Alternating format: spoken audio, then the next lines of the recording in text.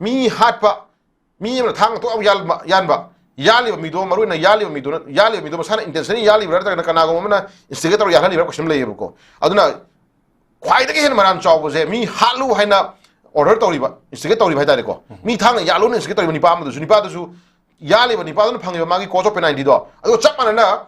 adu de hen na thagi thang yalu ne injali ba mi no men ka pu ne injali ba mi do ma du sun penalty phang tu e ba ko adu na kuki terrorist ngi lay ba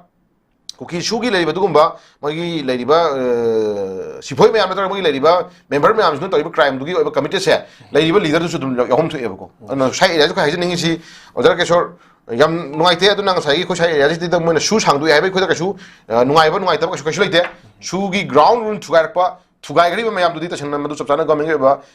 thawal khor ning lai ri ko lai ri aduna ngai ngasi ngarang agreement ta gore sahim sang dok re ha aduna mamang ta ma crime mayam jing do madu excuse to birani ko birani ha di ko ya ngam mo ya ko adu mamang da crime ta mayam jing du mo gi ba chapchana madu gi investigate proper investigation adu proper masagi moi bathu da pha phun ma to biaram lambi ko chang chang changi haidare ko se khudam moi na am chaw crime da ko sing sing na I phong na shu da le kang bu sing ni na ai khoi nong mai ka phi bani ga na khoi si jiri lambi da ko I phong khoi nong khoi na ka phani ga na hai ba ngam hi ba kang bu ko den na ma na se jiri da thoki ba accident da angang ahum nupi ahum hat ki ba du ma yam na thamoi shok pa pusi da ka ngam mori da ba haidare ko manipur gi prithvi gi puari da le hor ka to ba du ba ka mo da chenari ba du ba masagi crime creators do adu ma shu da le gang leaders do haidare ko madu chap chana mo protection ko jangi haidare ko ana shu action tawre haidana shu action tawre haidana ju adu ba crime chang chang committed to hiba myam do do tasena madu to dra ka bi dra haibadu ko ya bang mo yebko adu chap chana crime to ko muchi di madu as par logi madu action lokal haningi ojara ke soduna hajule film si khoina mu kwai ngak pasi shu sahi ma sang do haira kanda harau jaba mi kangbu khoi gi marta khoi tangai fatana garai ni pis la ani gan haibang bagi khon thorkom si khoi nuaite pasi khon tin yothabiu ko tin yothabiu leibak shibai taraga di mana ngangi khoi na tajaba dun ga yidodi wani ko ai khoi gi leiri ba manipur gi whole praja except kuki terrorist no to ibna taba lehori ba praja khodi mangna se naga gi sinau khina ba buda naga gi sinau khina ba kai ni ai khoi se naga na ta ba area khara da kuki kem thaminu ga hare isi kai gino jamela myam to crime program myam no ubagi thon thon de hagal ine bazar ke so ko dai den mana ngasi khudamana thadau inbina ju ngasi thadau inbina ju ai shu sang do po yaning do phungdo re jing myam ko chumaina community ba sama community tai myam le hori myam hina kuki shu sang do ko pam ji maram ji kai gina ba je center gi level leader sing do um changi hetare ko group ama khak miyoi ama khak kannana phona matam da suna community myam ya pam ma thadau no phona ba di khoi dai ya pharo ye ko duna leiriba issue je khudamana ngasi kuki terrorist gina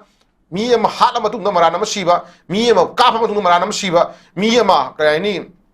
posa ama lutar matung na marana masiba ade posa ama karo matung na marana masiba thawsi di koi pam de ba ko duna sai area to koi hanje haide ningi jara ke sor mi hoi bai ji tasengna hala gen khala ba da sidringa mai maran do mi am khonum changi es par lo da lei si phana maran lei hara ba da trial chathara matung da mi do ki conviction phangba ya ba hat ba ya ba heng tro hat kane ha ba da hara ba da heng tro halo order pi ba da magi wangang jena bagi magi chengdok jena bagi mana kaigum khara thamjana bagi room magda nochi court na piri ne bako aya baje ai taragadi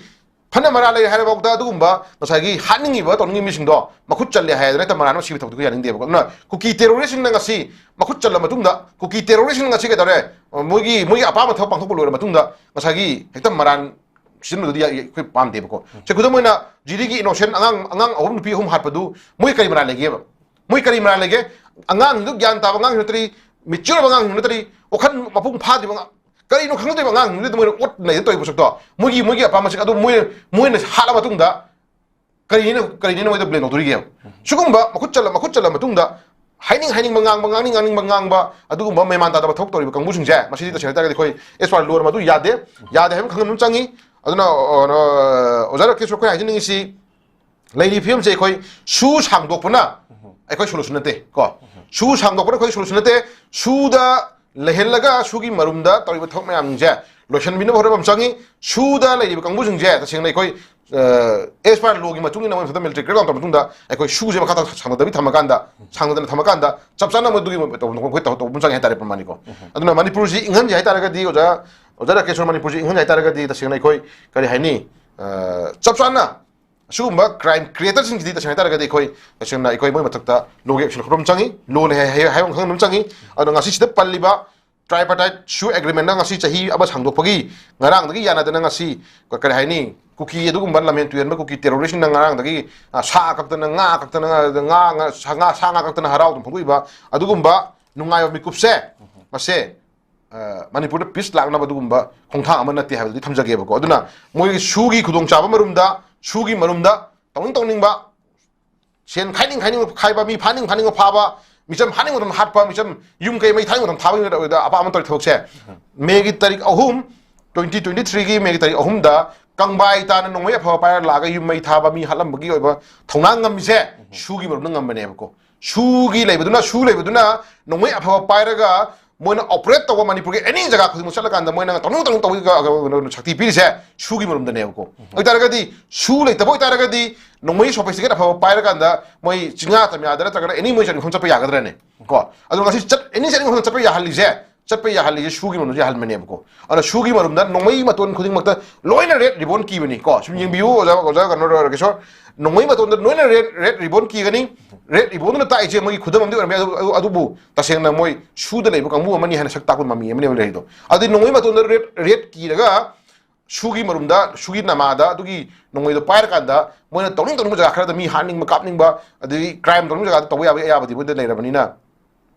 저렇게 소사이 에다지 코이 나마도 슈지 아파 구담 아마 오이디 하버디 메싱 닥쳐 포라만 네고 안나 코이 하이저닝이지 아기 오나 하이저 하이다가디 저렇게 소사이 에다지 코이나 빨리바 tripartite agreement 빨리바 야오리바 룰 매암능지 니오 매암능지 에코이 예응으로가 부디 야 파저래 마치 타복에나 방투부 감마가디 코이 파이 코이 하이저닝도 시 파이 하이즈나주 하우기 버리 그도 깎투부디 하드리 그더라 뭐는 또 기부 크라임 매암 뭐는 또 기부 커민 뭐 크라임 커민 또 기부 매암능지 에코이 타도 어서버디 코이 야로이고 아두나 크라임 커민도 제나기 미미암 그디 먹세 다시나 에스파 로기 마투나 코이 단디 비운 장이 해다리고 아두나 실라이 피움지 마카타나 즉슈 agreement 장도 크라버리나 슈 상도 크라브니나 하우직 에코이 슈 상도 크레 이랑 네먼 해버렸다 슈 상도 크레 지 빠이 크레 아나 에코이 쿠션 또 뭐래 쿠션 하이버디 에코이 잭션 또 뭐래 말음디 슈기 나마다 뭐이 동안 바 농에 파마칸 빠이라가 뭐이 중야 담야 chấp 호라니 거 진공야 chấp 호라니 마닝 도 호라니 지 빠이라미노 지딘드라 아두기 머름도 에코이 가나고모 점저로 미 크레 타와이 크라디 코이 타와이디 코이 다생나 점점바 코이 야나라니 하이라브니나 에코이 타와이 크라디 코이 차이 야저 점나 코이 망 힘내 도래고 아두나 가시 수 상도고나 머름 오라간다 에코이 그래 하니 아두네 해네 코이다 섹션이 오버기 코이 공타 아마 라이 본 탐자라간다 수 상도고지 코이 머름 짜데 야닝게 해버지면 코이 싱신 하이저리시니 두나 에코이 수 상도에 프리 무브먼트 야바 하우레 야나라니 이랑 찬티레니 하이버 강무 크르지 야콜라브니나 아주 거의 하지는 한번 앞을니고 아두고마다 하이비리바 MLA 매암 정도 아두고마다 하이비리바 리더 매암 정도 하지디 프리 무브먼트 야레 수상도에 하이라브니나 엉덩 마망 타비로 주사무상민에라지 호지고 주사무상민에라지 프리 무브먼트 할라브니나 더기 강복비 파워라지 아주 모래상하지 아두다 수상도보다 하라우리바 아두고 뭐 리더스 칼레 정도 수상도보다 하라우리바 리더스 칼레리바 수상도보다 이랑 네마니엔 하라우리바 강부승도 마망 타비로 거의 뚱 이너저라게 거의 뚱 이너저라게 거의 누나 거의 쿠키기 점점바 메만 다다바 넘버 4 사바 쿠키 테러리스트기 거 메만 다다바 농에 마루도 거의 시비 치링들이 거 아두부 거의 마름 자디 거의 토이 타가니 아두금바 쿠키 테러리스트나 수상도 하라우리바 쿠키 테러리스트나 같이 프리 무브먼트 할라니가 하라우리바 강무승도 아두 마망 뚱 타비로 거의 엄청 뚱 이너저라게 하고 혼자 탐자게 오자라게 너 yap는 때 아시 아픈밖에 디시는 놈이 넘장에 거 거의 하이저닝이지 प्रजाति इनोसेंटनी ममांग लेबीब बापीबा कंगूसिंगदुना चुम्ब Maggi चतुनी प्रमाणिको अभी हजिक खुदमना सु सांगदोख्रे पिसलानी है ममीसीदा हराव हरका करें है मैमसे मोई ma'am पैसा पाइब मैम एरोप्लेन चके है एरोप्लेन पाई है फ्री मुवमेंट यारबीना अखोई लाइरब कंगू खरदे हजिक मखा चतुनी नत्रो मखा चतुनी अदु हजिक कदौरे buffer zone ngang chakadobuni hagal iko kuki jo council na mo kedore akoi ministry of home affairs people see do ground government people see do confuse di sai confuse ba por khare le aduna buffer zone ngang chakadobuni hagal iko jiko adi buffer zone ngang chakadobuni hagal ni na ji buffer zone la jru taraga di khoi amu sibi apim le duri hetare ko aduna sai area ja mi gi macha jingna kogi drug asal laga di khang de ra ta tong ba ko mo nga ki mo ya pam phang hona bada pungdau to thak sida khoi na chai area sida khoi kamu khara jo kai daure khoi phare chugi extension changdo obani khoi jim khata kai do mina sige khoi kai do ya bali khoi section ngai di oiri kai do ya bali ga do thamiru kai pen ge ba ko harau jage ba e leader mo hai bi ro kai pen ge tan na biu nei na biu ko khan na biu mayamna khana ko do khoi yai ko mayamna khana ko do khoi yai aduna mayamna khana ko phum do khoi na achum do khoi dum injage ka pai de ko tabu ekta ngasagi su agreement je ekta sai chana ba yagre irang shanti oirani ekta ngasagi ekta chatlo hai ba ya ba gi mo mo do khoi gi lei leader sin ekta injin ba du di sai area si da jara kesor sai area si khoi na mamang thabiro koi tu ina jara ge lei ba khoi gi leader sing na su sang dok pada harau ri ba da gi free moment yare da khambi kang bu sing do mamang thabiro koi ina jara ge ko ina chatpi sa jara ge yaw jara ge chuja bu sang ji esne highway sing na te more sangal biro chuja bu sangal biro adagi highway sing free moment hen biro aji khudam mo sai area si ju hairi adi jet KJCC kan na cookie jo council na hairi se buffer jo nga sa ka do hega le sidita mo ke dawre ai khoi gi BVCC the village volunteer coordinating committee has strongly opposed the reported decision to the open national highway number 2 for free movement of commuters and the essential communication goods in Hagalego. Adaga the Chugumba, BVCC Kanano, see them, see you, I did Thiopiro. I quite the anxiety that I quite the confusing I put in Henbiro Novo. Free movement, Yahanbire, Haramina, Yahanbiro, Leader Katopiro, Emilis Katopiro, Mamang Tabiro, Kosatminazi, Yangazi, Tingle Yangazi, Mamang Tabiro, she didn't know the map of Chaminazi, Nagalam Chaminazi, she didn't Jiri Paudozi, she didn't Jampusangazi. Chaminazi Yangas, ever let you Yangas ever go. I don't know, say, issues lower what like what if she against the Canada having the table. Canada, they have not without questioning the Madame Java, I'm concrete over. I quite issue, Sigi Pandam Jimmy Pami, Sija Honi, Sima Hanto, you have a decision of the labor leaders in the family, Kishoko. I don't know, Sagi, Sentinel or what could mark cookie terrorism and what could mark them in Laga. Help when I worry about Puba, and when away my Yasara, Puba. I do know which the Pama Treboko. Tasina shoe agreement Changdu is a shoe Changdu is a Changdong, Yao ground man, Masita Sinatagadi, Subsanama do Makatana in the knee. Makatana crime, Tomatam Makatana, when Maruka Makatana, me Palma, Makatana, demand of Matamda, Subsanama do Town the Queen, government correction, Yazagani, who is you. The quick pressure group and Chang had Kabi, Emily, pressure Changi, I do Mamsko. I do Torom to Viram when he got, Viram to Bubu, Sagi, as the quick, the Yangi, Center leaders into cookie terrorist lady Badumba, Sagi, Loop Mayam Ziga, Kari Rai Tarakuru, Yanga, Yakar, Kuba Pule, Maquina. Ozaraka City, Royal Podona. When a lonely more,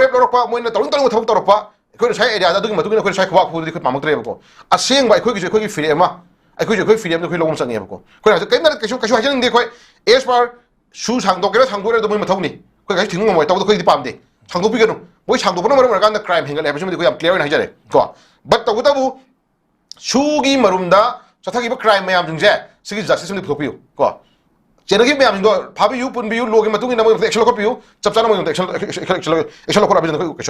don't know. Ozarka Society, the Hajing see a quay, Sahi, and Sango, Morganda, Quay, Makata, Quay, Kaito, have me by the Kodele. Shoes hang do Okanda, a quay, Harao, Nungai, actually there, shoes hang doga, a quay Tawai. Handak the impan my own your color have a chicken of the lay, go Aduna, Sagi number, cook and about my colleague, but top leaders in now. Although Prajasing Nava, Prajasing Nanga, Prajasing Tamoy, and Anthony Pasak, cook and about the Mutamadui, Potumadi, the Chilobu, Punja, I Tamaki, Amro. Yamna Marik Chumba, or from New Zealand, Tambiri say, could you extend highway to Hangtopa Targasu, Sahim, extend Tauri and highway Targasu, Koi. But to the Harauning Late, Massi Su extend our have the political parties in the Maraktasu Harausu, Yaudum, Nati Highness, we am the Marichum, the Tambiri, Karimba Massina, a favor on the Poropatargadi, Mapima Power, Vishina, Mang Tabiro, innocent people of when Matung Injaragi, Karimba Masida, guess when I'm came to toll Roy have a Targadi Dubu. Su extend Tobogino Mada, Karimba, Quena, Chat Owonga, Karimba Karadi, innocent people Karadi, Tawai Tava Yabagi, Mamima Song, Lakani have a Susan, and Marichum, the Tambiri, Zaduga,